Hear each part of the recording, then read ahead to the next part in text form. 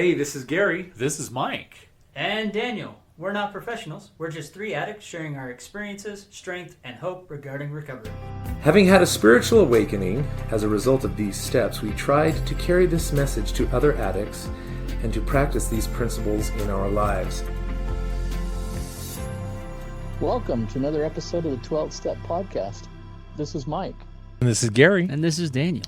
Good to be together again. Indeed it is. Yeah, and in the same room. In the same room. The That's same room, a fantastic. rare treat. That's good for us. I don't know what we're going to do without that delay to confuse us. Oh, I know. We'll work through it. We'll lots work of through fun to edit. Lots of fun stuff here. We have a listener who has sent us an email, and I'll go ahead and read this. There's a lot here. This is a big one. Yeah. This is a big one, and it's I think there's some great points here that would be fun to talk about. So the title: Anger, Rage, Control, Emotions, and Feelings.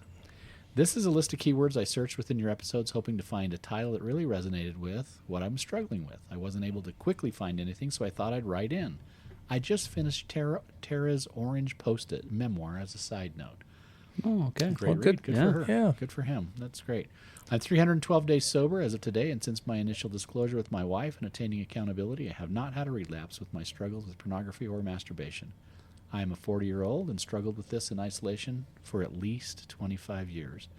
I had a short fuse as a kid, but was praised after serving an LDS mission for not being so angry anymore. Ironically, I believe that correlated with my period of escalation in my addiction. With our mutual therapist, I've been told numerous times that if I can't get in touch with my emotions, I will continue to dissolve my marriage since I cannot help her feel safe or be connected. In Sage 1, I thought I came to the epiphany that my true issue was rage and anger, and I was just numbing myself by seeking out my addiction. I've come to realize that anger is a secondary emotion, and my primary addiction is using anger, rage, reactivity to avoid feeling. I've been told recently that I have some narcissistic qualities. As I sought Google's help for a connection between those qualities and sex addiction, I came upon an article discussing narcissists using others to regulate their own emotions. Is this core to my addiction? Man, I don't like the label of narcissism, but the article resonated deeply with me and what I know my wife has experienced. So my questions to you are, in my recovery, I've been really good at intellectually understanding and processing what I'm learning, but not feeling it. Is this common, and how have you regained that connection with your feelings and emotions? Are narcissistic qualities common in sex addiction, and how do I give up the control I seek over others? I've displayed attitudes of superiority and rules not applying to me for when I was young. Is this tied into my addiction and attempts to avoid feeling? Maybe a separate episode could be helpful to discuss the commonalities between narcissism and addictive behavior. In general, I'd like to hear the connection between sex addiction and some of those keywords mentioned earlier. I'm also coming into the realization that this might be why I seem to have struggles with my toddler, where my wife does not. My toddler and I are both seeking external regulation for our emotional control. His behavior is developmentally appropriate, and mine is just poor coping conditioning. Perhaps this is why I, as an addict, experience calm in the chaos. I realize that I ramble a bit. Feel free to discuss this as you will. I think that writing this email should have first been a journal entry as I processed some things, but I wanted to get it down. Thanks. Lot there. Great points. He's in luck. I happen to be sitting at a table with at least 3 narcissists. So I think that there's going to be some expert advice tonight. I could be wrong in that. I don't know. I want to start. The narcissist label is a tough one. I think everyone has narcissistic tendencies. I've certainly been told that I've had narcissistic tendencies. Yeah, but and being a narcissist is a mental disorder, and those are solid locked-in traits. So before he self-diagnosed himself as a narcissist, I'd probably talk with the therapist and see if that is legitimate. That he doesn't have narcissistic traits because that's how he's learned to control his environment. Those are some labels that were definitely thrown out by my ex towards me, which our therapist is like, no, that's not the case. That's the one downside of the internet is you can go out and read stuff and you can self-diagnose yourself. And of course, there's enough information that we can always lock ourselves into place.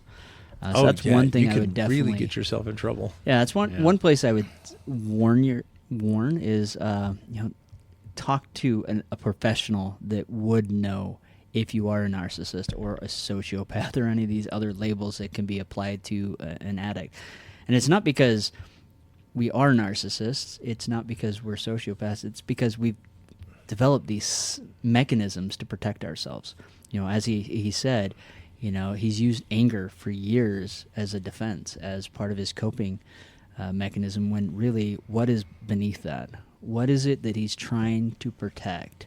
And most often it's pain, it's feeling unworthy, it's feeling not loved, and all these other elements. So I think the key would be to more dig into those and then say, okay, identify that, and then say, okay, why am I now using these tendencies, these narcissistic tendencies, to protect myself? Because, that's my sword, that's my shield. Those are the things that I'm using to protect myself from.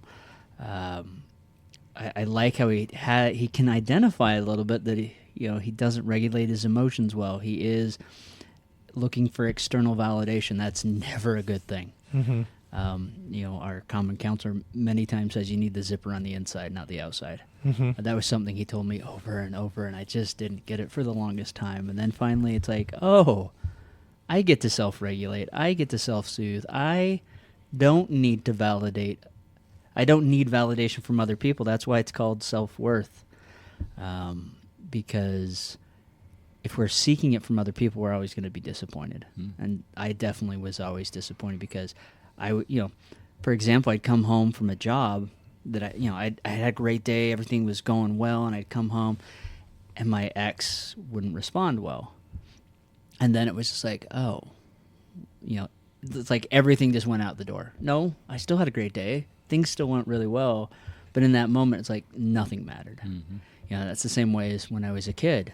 I remember years ago, it was like third grade. I'd written this story for an assignment and drew all the pictures for it, and we got to read it to the younger classes, and everyone liked it, and it was amazing.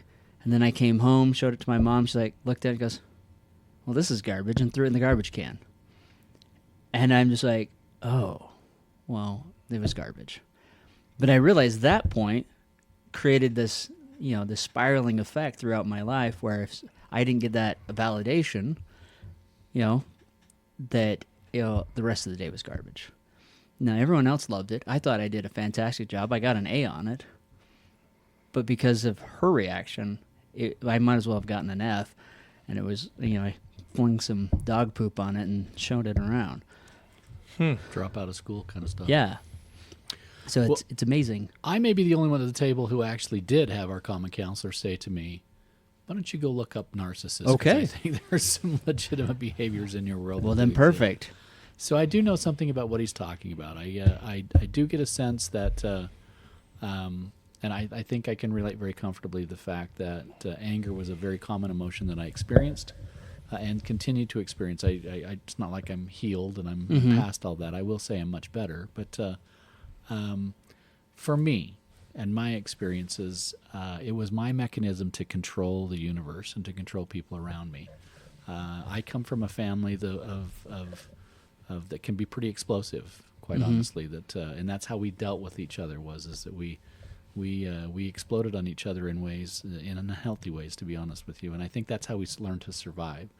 It's a way of controlling, and the word control is not a healthy word in the universe of recovery. No. And so it's just something that he needs to be our listener needs to be completely careful of. Is that if part of the reason why I think that his spouse and maybe his child is feeling like that they're not being heard, they're not experiencing a connection in some possible way, is because we use those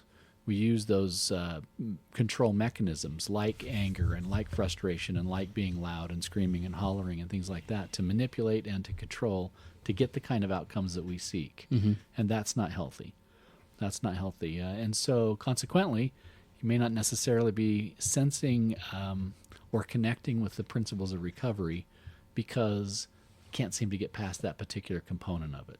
So I would just suggest that boy, what would I suggest? How to go about that? I think, first of all, recognition of the fact that you have that problem. It was very helpful for me to recognize the fact that I was using it in that way. It was my stick. It's exactly how I used it. And I think that's a starting point. And then secondly, recognizing that's not where you want to be. That's not the kind of person that you want to be. You certainly don't want to be that way to your loved ones. You certainly don't want to be that way in a healthy space. That's not sustained health. In fact, you might take a look at even your acting out behaviors. One of the things that was very enlightening for me was to look at the kind of acting out behaviors that I engaged in. And they very much demonstrated narcissistic behaviors. They were elements of control. When I think about even some of my worst acting out experiences, that's what it was all about, was control. It was a way for me to get a sense of, I may not be able to control all these other elements in my universe, but this one thing, particularly if I'm paying for it, I can control this. Yeah. And I think that, Patrick Carnes does a great job of illuminating that. He demonstrates that in the Sage One books, and that, Courtship Gone Awry is a classic area to take a look at that. But it's worthwhile to take a look at that, because there's no doubt about it. I didn't want to be that guy, if that makes sense. And so I think there are things that people can do. I think that take a look at your work environment. Take a look at your home environment. Take a look at, I remember our common counselor always suggesting to me that I let my wife make the decisions for a lot of the week. What's it feel like to just let your wife make all the decisions? What are we going to eat? What are we going to do? Where are we going to go? Where do we want to go on vacation? What do we want to, all those sorts of things. Just step back and let it happen. And I think, quite honestly, to some extent, we want that. We really want to let go, but we don't feel like we can. And I think that's an element of what he's experiencing. Well, and in here he mentions, are narcissistic qualities common in sex addiction? I would say yes, because are we narcissists? I don't think all of us are, but I do think we do have those qualities because we've developed ways to control our lives. Yes. And that does push that control onto others, because we have to have that element of control, and people are wild cards in our lives. But if we can control that and we can manipulate that, then those wild cards become less. Yeah. And so I do definitely think there is that. And he does admit that he's displayed those attitudes, and I think you provide some really good points of, maybe let go by letting your wife make the decisions, or change things up in your environment. If work is one of those difficult things, maybe change the office around, maybe change jobs. I know our common counselor has mentioned that. Well, maybe it's time to change a job if this is providing those if your recovery literally means everything to you. Gary's a perfect example of one who walked away from a career to make a change that enabled him to then move forward in his recovery. So I do think there are some commonalities definitely that exist there. But as far as narcissist is just a term that seems like everyone is throwing around now. Likes to be used. It's a very popular word. It's the word of the day in the 21st century. So I think while you're going through this, you need to be careful before you own, narcissist as a person, as a disorder, as a mental disorder. Yeah.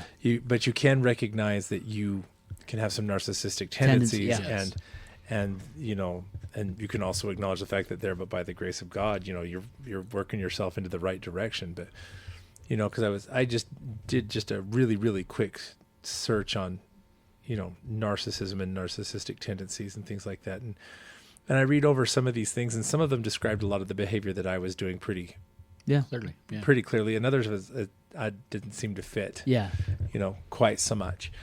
I'll just for some context, I'll just share some of these really quickly while we're Sure. There's frequent fantasies of having or deserving success, a belief in superiority, a need for admiration, entitlement, a willingness to exploit others, lack of empathy, frequent envy. A lot of the habits of things like that is a grandiose sense of self-importance, a need for excessive admiration, sense of entitlement, lack of empathy, and exploitive behavior. I think I've experienced a lot of those. Yeah, I do. So I will. So while I think it's absolutely fair to say yeah, you're displaying a lot of narcissistic tendencies by the nature of the addiction, particularly if your drug of choice uses others or involves others, and you need to be aware of that. But that's might not quite be the same thing as, the actual disorder. So I agree that is something that you should talk at length with the professional help that you have, your counselors and such. Yeah. But at the same time, you need to call a spade. And if you can recognize some of this stuff in yourself, then you need to, you got to work on it. Yeah. Call there. Anyway. I think that a lot of this, at least in my own experience, a lot of this in my adult behavior had an awful lot to do with my youth. Yeah. It was sort of a way of survival. And I think, I obviously taken to the nth degree. I do not believe that I was a narcissist at 5. Let's be clear about that. I think I grew into narcissistic behavior as time went on. But I do believe that it was narcissistic behavior is nothing more than it's a mask. It's a mask for an insecurity that exists. And that insecurity is a genuine exposure that we are not comfortable in showing.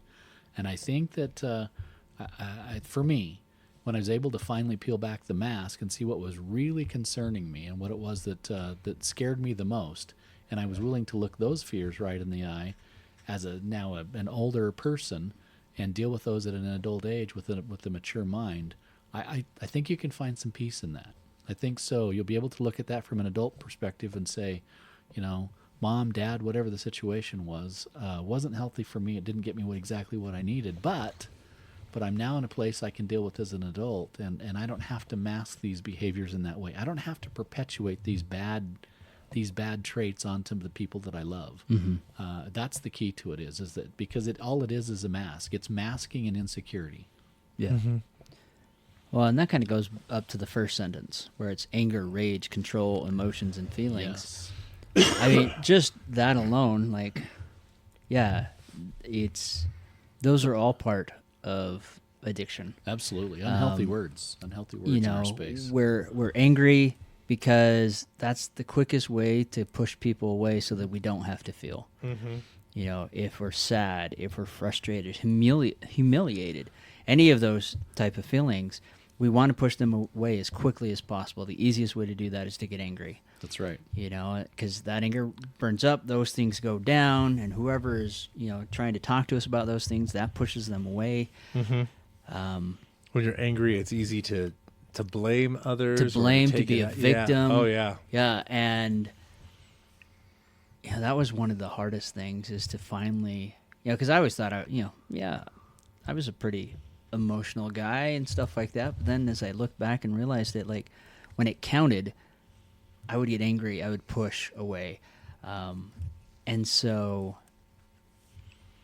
I had to finally let those emotions come up to the surface, and I had to have conversations with those emotions and with myself and work through those things without, that veil of anger.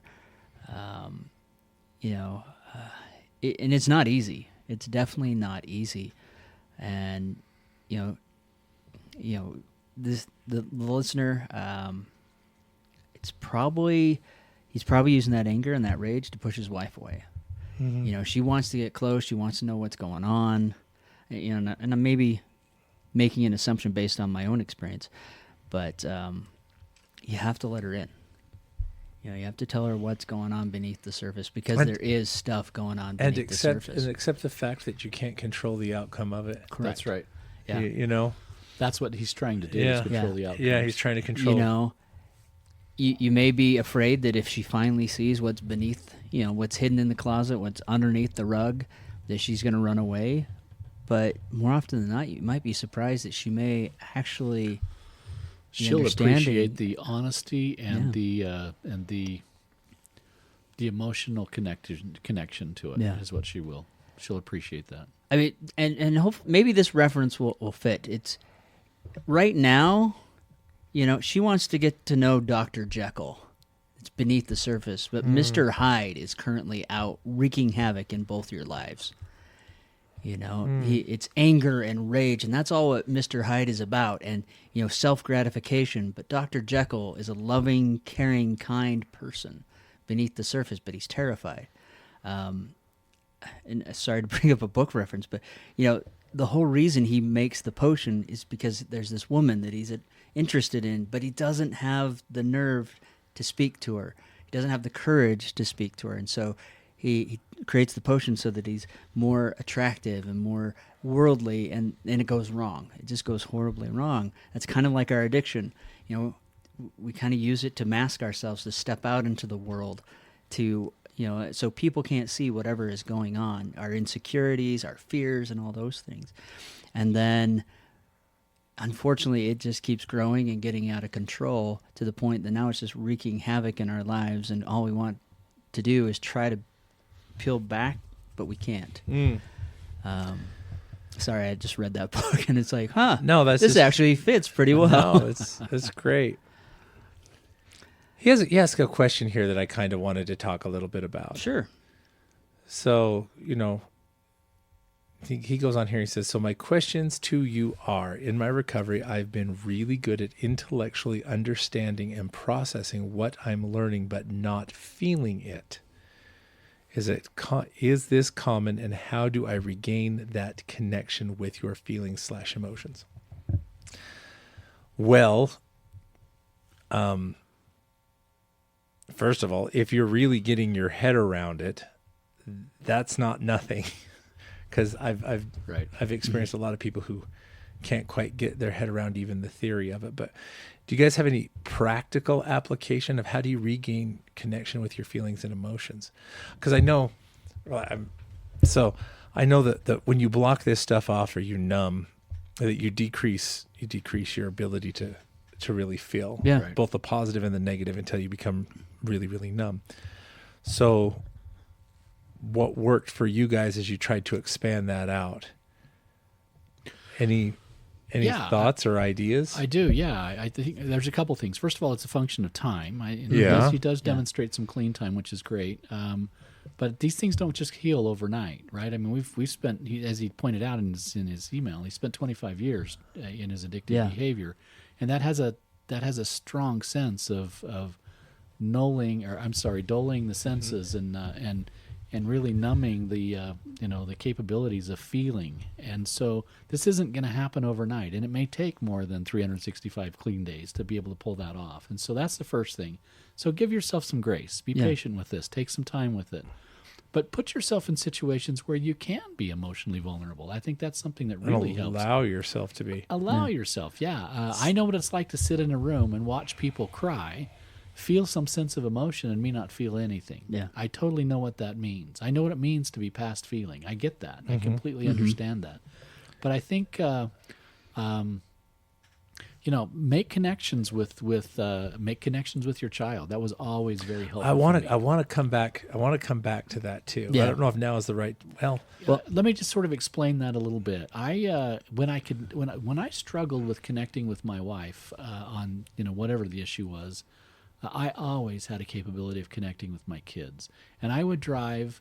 In some cases, they had gone to college and were now an hour or so away, and I would drive an hour or so just to have lunch with them, just to make that connection. Now, they had no idea what I was doing, but for me, it was a way of just connecting emotionally to somebody in a non-sexual way, obviously, but for me, and that was very healthy. I needed that. I needed that sort of connection to just feel again. And I think that there's something to be said about a child who's interested in spending time with them, who has nothing more but honest love for a father, that literally finding time with that child will go a long ways to start digging deep at those emotions. And I was given an exercise to help me, and it's fairly simple. You just lay there, or you can sit there and do breath work. It really helps if you do it outside, like if you're laying in the grass or leaning up against a tree.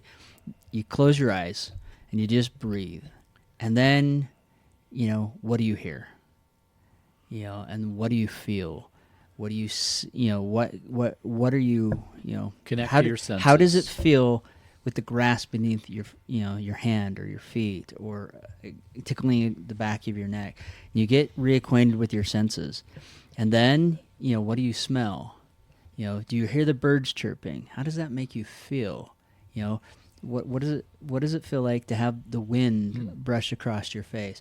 And you start with those things, and then you start, as you do that, at least for me, as I did that more and more, I was able to start feeling like I feel cold, or I feel warm, I feel happy, because I am warm, and there's those things that kept going on, or when the sun shined on my face, that slowly allowed me to start connecting with my body and my feelings, and then if I was watching a movie or reading a book and I started feeling choked up, I would stop. Okay, why, if I'm watching a movie, I'd pause. Okay, and then I'd kind of close my eyes. Why am I feeling this way? What is invoking this emotion?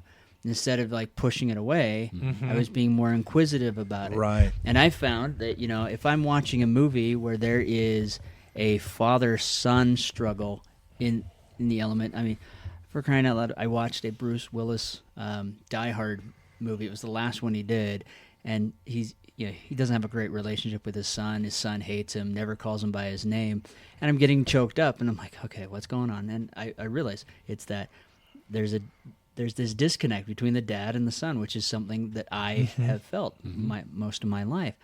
So again, even though I've got a lot of recovery underneath me, I still have to realize those emotions still play a factor in things. And so when that comes up, I just have to recognize, okay, that's okay.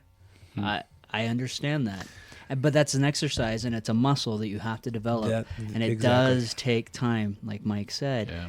And you just got to take it baby steps, one at a time. And maybe the simplest thing that you can do is just, laying on the bed, how does it feel to be on a soft bed? What does it feel like to be in your house and it's warm knowing it's cold outside? Just kind of focus through those things slowly.